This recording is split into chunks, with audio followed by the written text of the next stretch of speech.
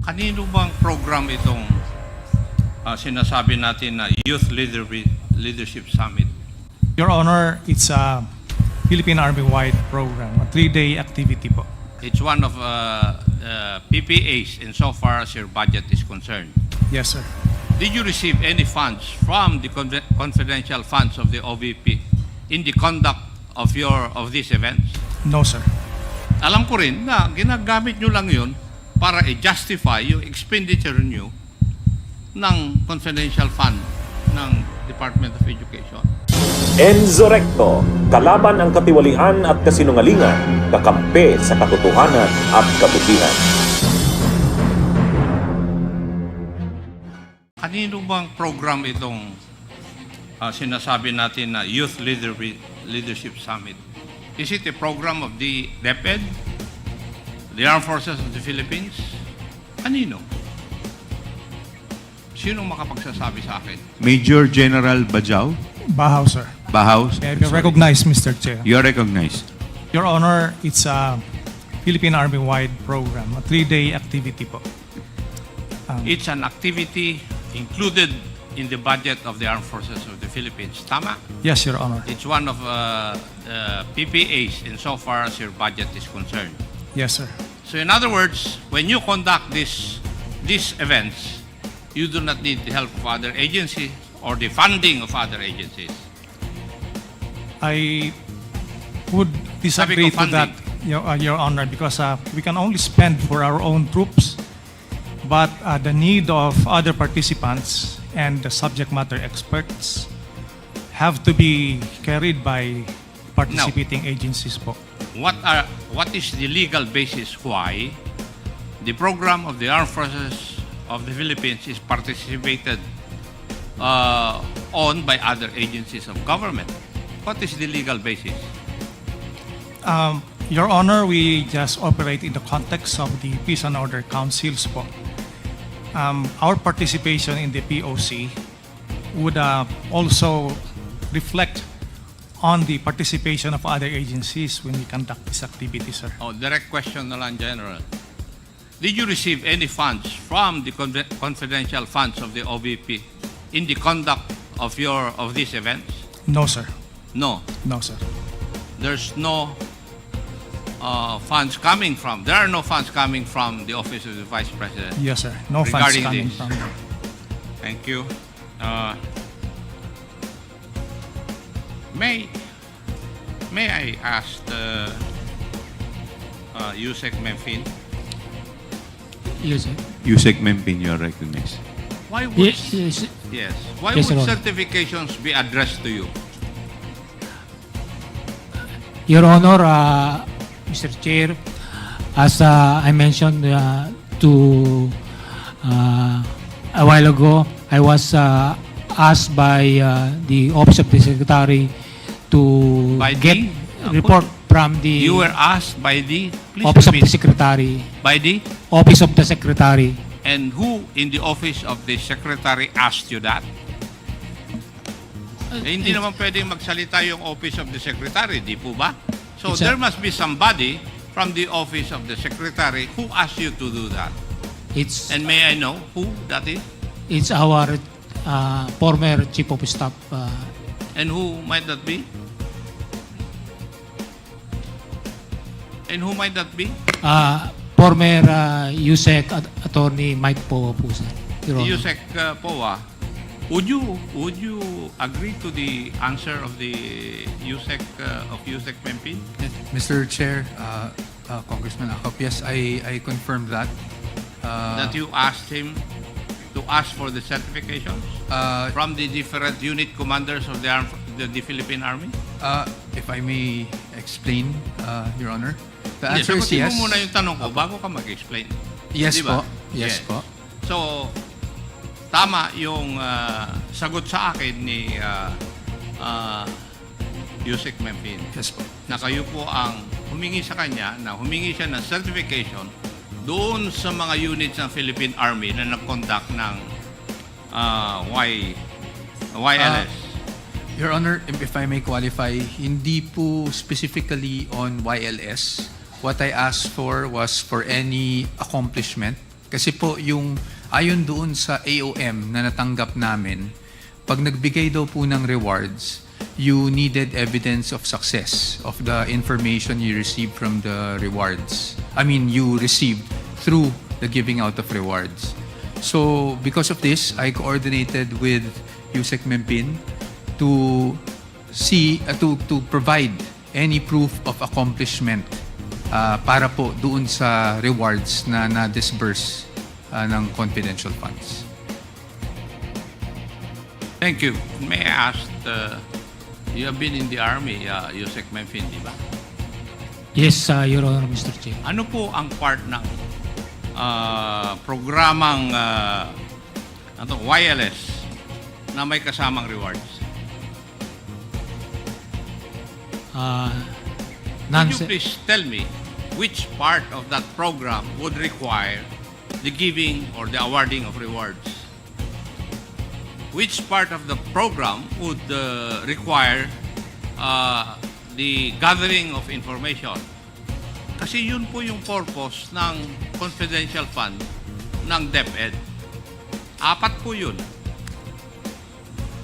Now, which part of this? Your Honor, Mr. Chair, for the conduct of YLF per se, there's no in that particular any areas of that for the Yes. rewards, giving of rewards, Your Honor, Mr. Chair. Basahin ko man ng ilang beses yung programa na yon, walang nagsasabi doon na pwedeng gamitin yung confidential fund ng isang agency. Would you agree with me? Yes, Your Honor, Mr. Chair. Yes. So, Yusek po, mali po yun. Kasi kitang-kita naman na natin that you ask for these documents to support your liquidation insofar as the confidential fund of the Department of Education is concerned. Kasi hindi naman kaya basically primordial na kasama doon po sa mga events na yun. And yet, you are submitting or you submitted to COA documents to support your liquidation of the confidential fund of the Department of Education. Wala Kahit na anong basa ko. Kasi, for your information, Yusek COA, naging controller ako ng pulis kaya alam ko kung ano ang sinasabi nitong mga membro ng Philippine Army ngayon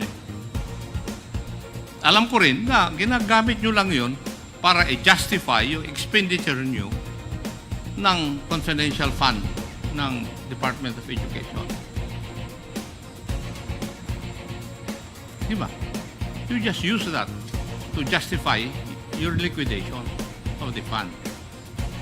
Hindi po ba? Yes, Your Honor. Yes. If I may also just, if Your Honor would allow me, Mr. Chair. Sir Michael Powa, you're recognized. Basically, just to expound and just so I can inform the committee factually what happened. We received an AOM back in February asking for certain documents. One of which are the DEPs, which are the document evidence of payments. Another one would be for the pag may rewards daw, kailangan daw po merong evidence of success. Because I am not aware on how the confidential funds are operationalized, I went to Yusek Mempin, who is our former security consultant, to ask if there would be any document that we would be able to show the COA na meron namang success on the premise that whatever activity was conducted on the ground by the military was targeted because of information received from DepEd due to those rewards given out. Yun po yung pinanggagalingan ko. And when I received the certifications, I submitted them as such in response lang po to the AOM. Yusek Mempin, wala pong ibinaba na pondo sa Armed Forces of the Philippines or sa Philippine Army unit. Wala. As para sa akin, sir, wala ba daw po, sir? Yung mga units ng Philippine Army which conducted the summits, wala rin po kayong pondong natanggap galing sa DepEd. Would that be correct? Yes, sir. Correct, sir. That's correct. Now, may I ask, Bakit kayo nag-issue ng certification? Hindi. That's not you kasi hindi naman ikaw nag-certify eh. Why did you Sino issue pong- certification? Sino pong sasagot? Mr. Chair, Colonel Colonel Boransing, Yes. you are recognized. Mr. Chair, sir, as I earlier mentioned, sir, because almost all of our activities on the ground are multi-stakeholder. When we appear in activities of one or many agencies ask for certifications of attendance, as I have asked the Secretariat to issue us with a certificate of attendance that we attended this activity. We assume that the certification was also for for that purpose. So a lot of other national government agencies and local government units asked for certifications in that manner also. So you're trying to tell us that it was USEC Memphis which required the submission of those certification. Siya po ba ang nag-require sa inyo? Yes, he asked, Mr. Chair. Yes, sir. Was it through a written document or what? He called our commander, sir. Ganun na po ba ngayon sa Armed Forces of the Philippines? Well, sir, the other agencies also, like for instance, the regional offices of the Department of Agriculture, TESDA, they also text me during our activities. So I think it's an accepted mode of unofficial communication, sir. For your information, yun pong purpose ng confidential fund ng DepEd in its accomplishment report ay 4 po. For your information. Number 1, counterinsurgency programs. Number 2 is abuse prevention and control within schools. Number 3, anti-illegal activities operations. And anti-extremism and terrorism programs. Di po ba? Nowhere could I find dito po sa accomplishment report na sinabmit ng Office of the Department of Education, would I see na yung activity ng Armed Forces of the Philippines is enumerated. Wala eh. Wala akong makita. And yet, yung mga ginawa niyong activities, nandun ngayon dun sa liquidation ng contingency fund ng DepEd. Bakit ganun? Yusek Mebin, did you not ask why?